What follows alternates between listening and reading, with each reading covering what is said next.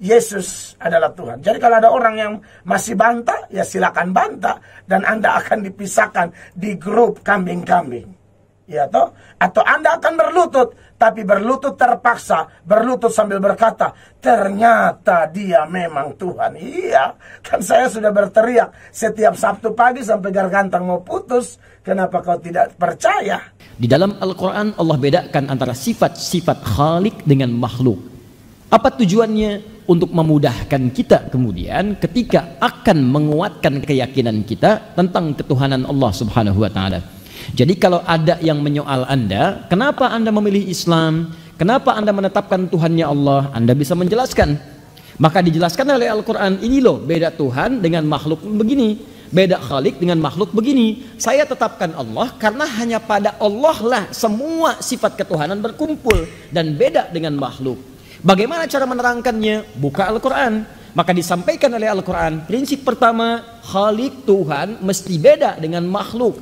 Mesti beda. Jadi kalau makhluk punya sifat-sifatnya tidak boleh sama dengan Khalik. Maka muncul keterangan Allah, laisa kamitslihi syai'. Tidak boleh ada yang serupa dengannya. Tidak boleh. Karena itu kalau makhluk itu berpasangan, manusia makhluk berpasangan, hewan makhluk berpasangan, tumbuhan makhluk berpasangan, maka manusia, hewan, tumbuhan tidak boleh dipertuhankan. Kenapa? Karena dia memiliki sifat-sifat makhluk yang tidak boleh dimiliki oleh Tuhan, tidak boleh sama. Sebab kalau sifat Tuhan sama dengan sifat makhluk, maka nanti akan muncul setiap makhluk merasa diri sebagai Tuhan. Jelas sampai sini? Nah, apa di antara sifat manusia? Turunkan. Manusia melahirkan dan dilahirkan.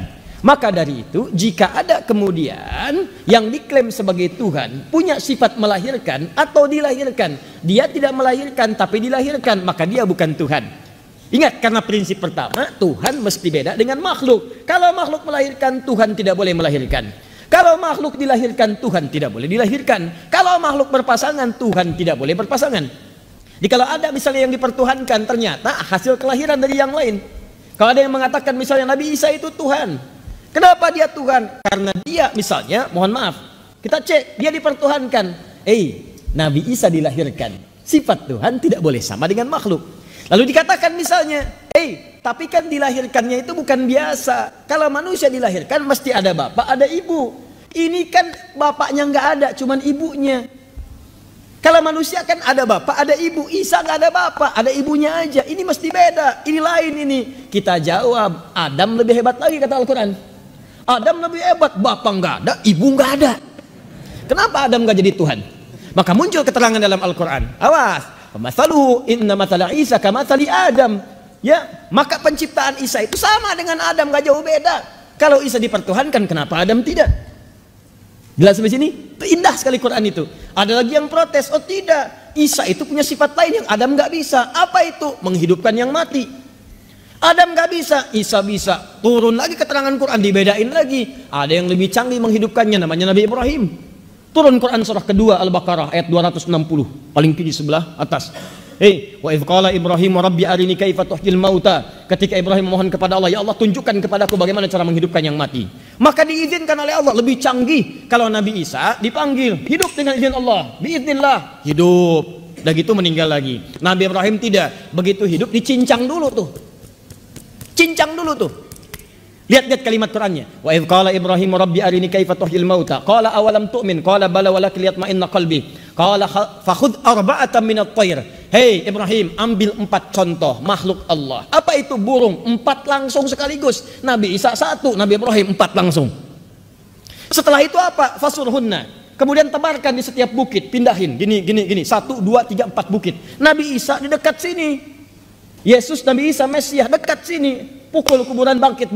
Nabi Ibrahim tebar di 4 bukit, beda bukit. Cincang dulu burungnya, dicincang dulu. Jadi sudah dicincang, sudah habis semuanya, panggil. Tsummad'uhunna ya'tinaka sa'ya. Panggil. Nabi Isa manggil. Betul manggil Nabi Isa. Hei, kamu hidup dengan izin Allah. Nabi Ibrahim mengucapkan kalimat yang sama. Hei, yang telah saya cincang, hidup dengan izin Allah. Ya'tinaka sa'ya. 4-4-nya terbang lagi. Canggih mana? Nabi Ibrahim, Nabi Isa. Nabi Ibrahim, Nabi Isa dipanggil dekat. Nabi Ibrahim dipisahkan 4 bukit. Nabi Isa, teman-teman sekalian, maaf, mayatnya sudah meninggal dunia, dikubur, dipanggil bangkit. Nabi Ibrahim alaihissalam baru dicincang begini, cincang dulu sampai habis, nyatu lagi. Nabi Isa 1, Nabi Ibrahim 4. Pertanyaan saya, kenapa Nabi Ibrahim tidak dipertuhankan? Tuh, itu Anda temukan dalam Al-Quran. Ini bukan ingin menyoal yang lain, tidak. Dan jangan ada kesan untuk melecehkan orang lain, tidak. Dan indah sekali Al-Quran. Saat Anda menerangkan ini, maka jangan ada motif untuk menjelekkan dan menghina orang lain. Tidak boleh. Termasuk melecehkan kepercayaan orang, silahkan. Tidak. Jangan lakukan, jangan melecehkan orang. Jangan celah orang, tidak. Tugas kita itu menerangkan, kalau ditanya bisa jawab. Itu maksudnya. Dan dengan itu dakwah muncul. Maka turun Quran surah ke-6 ayat 108. Indah sekali. Wala tasubbul ladzina yad'una min dunillahi fayasubbullaha bighairi ilm.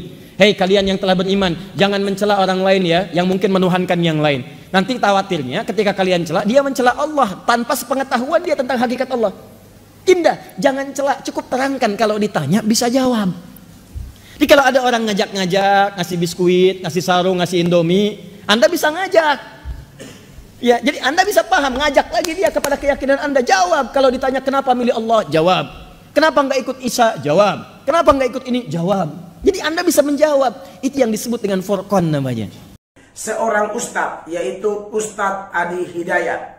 Nah, apa yang mau saya tanggapi dari Ustadz Adi Hidayat? Salah satu ceramah Ustadz Adi Hidayat, Ustadz mengatakan bahwa kalau Isa atau Tuhan Yesus itu ditetapkan sebagai Tuhan dengan alasan bahwa dia dilahirkan tanpa bapak, hanya punya ibu, dilahirkan dari perawan Maria, seperti yang kita tahu dalam ajaran Kristen.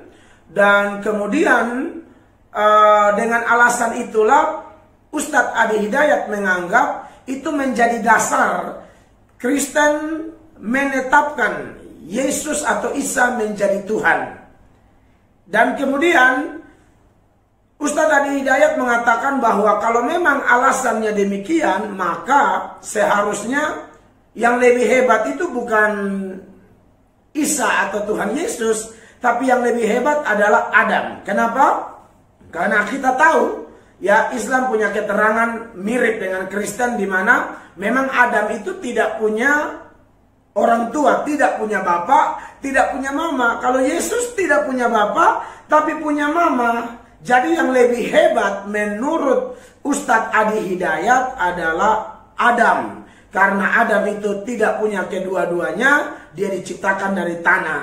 Nah, dengan ceramah inilah yang kemudian saya lihat beredar luas di YouTube ya, dan saya dapatkan videonya juga. Maka saya mau menanggapi, memberi masukan, meluruskan pandangan yang dalam ceramah ini menurut kami bukan begitu pandangan orang Kristen ya. Karena tidak bisa dihindari dalam video yang ada di cuplikan depan tadi kepada Ustadz Adi Hidayat, ketika Ustadz mengatakan bahwa Isa ditetapkan jadi Tuhan hanya gara-gara Isa itu tidak punya bapak, hanya punya ibu. Nah, saya mau tanya Pak Ustadz sekarang, Pak Ustadz tahu dari mana bahwa ada upaya seperti itu dari orang Kristen untuk mengangkat Isa jadi Tuhan dengan syarat itu?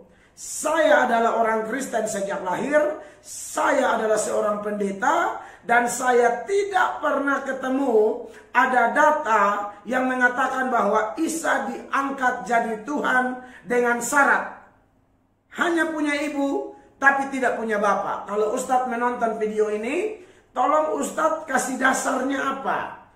Ustadz mengatakan bahwa Isa diangkat menjadi Tuhan dengan dasar dia punya ibu tidak punya ayah. Itu sumber dari mana? Dari kitab mana? Siapa penulisnya? Nabi mana? Rasul mana yang pernah mengatakan itu? Sebab kalau ceramah lepas seperti itu saja, saya pikir itu tidak bisa dipertanggungjawabkan. Nah, saya ini orang Kristen, saya tahu persis bicara tentang doktrin ketuhanan Yesus Kristus atau Kristologi, yang di dalam bicara tentang Tuhan Yesus yang adalah Allah menjadi manusia. Dia tidak pernah ditetapkan oleh manusia sebagai Tuhan, tidak pernah. Dia memang adalah Allah yang menjadi manusia. Jadi anggapan-anggapan seperti Ustadz ini dan kebanyakan orang-orang tertentu lainnya yang menganggap Kristen mengangkat Isa menjadi Tuhan. Atau ada yang bilang di konsili Nisea lah. Di sana ada rapat, ada konsili, ada semacam sidang istimewa, kongres.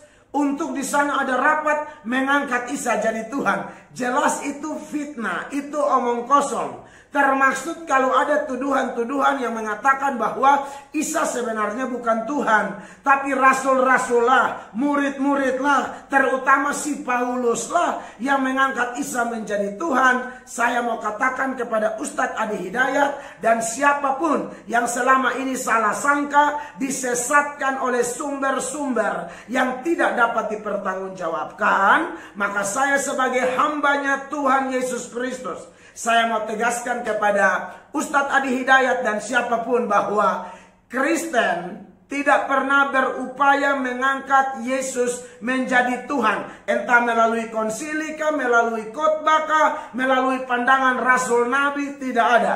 Isa Al-Masih memang adalah Tuhan yang menjadi manusia. Tidak ada manusia yang berkuasa mengangkat Isa menjadi Tuhan.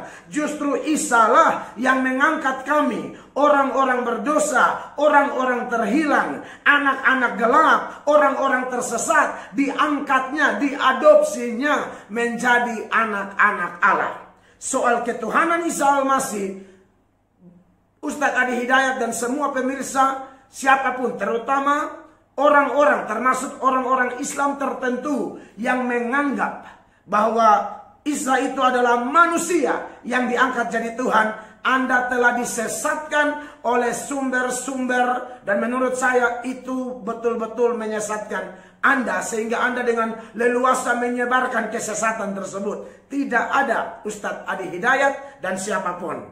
Ingat Pak Ustadz bahwa Yesus Kristus itu sejak lahir saja malaikat bilang kepada gembala-gembala di padang Efrata bahwa yang lahir ini Tuhan. Jadi tidak ada yang angkat dia jadi Tuhan. Dia memang hakikatnya, jenisnya Allah atau Tuhan.